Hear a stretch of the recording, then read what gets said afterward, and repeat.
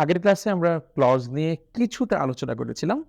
আজকে আমি মোটামুটি একটা উদাহরণের মাধ্যমে একটু বোঝানোর চেষ্টা করি একটু ক্লিয়ারলি।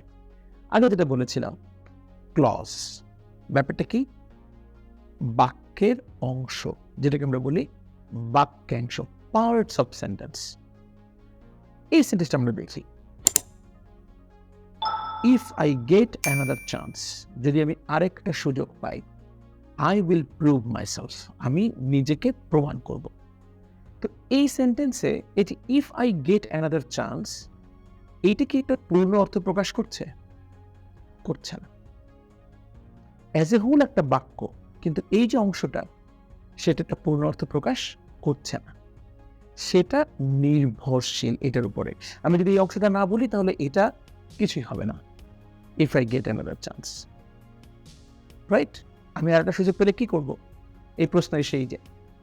যার ফলে এটা আসলে ডিপেন্ডেন্ট ক্লজ, পরাধীন বা নির্ভরশীল একটা বাক্যাংশ।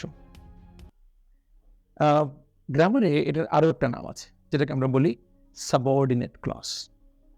সাবঅর্ডিনেট ক্লজ, আর এটাকে বলি প্রিন্সিপাল ক্লজ।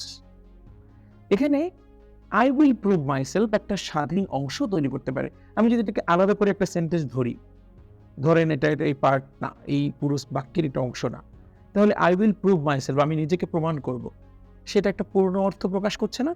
করছে। তার মানে একটা স্বাধীন বাক্য হওয়ারও ক্ষমতা আছে। এখানে এটা একটা পার্ট। আবার কম্পাউন্ড সেন্টেন্স ধরেন, আই উইল গো টু জিন্দা বাজার অ্যান্ড বাই সাম বুকস, দুটোই স্বাধীন অংশ। অ্যান্ড দুটো স্বাধীন অংশকে যুক্ত করেছে, যে আমি জিন্দা বাজার যাব এবং কিছু বই কিনবো। আমি জিন্দা বাজার যাব এবং আমি কিছু বই কিনবো, দুটো স্বাধীন অংশ একত্রে যুক্ত করেছি। সুতরাং দুটো স্বাধীন অংশ একত্রে যুক্ত হয়ে একটা বাক্য তৈরি করতে পারে। আর এই যে যেটা বলছিলেন, এইটাই ইন্ডিপেন্ডেন্ট ক্লজ, স্বাধীন।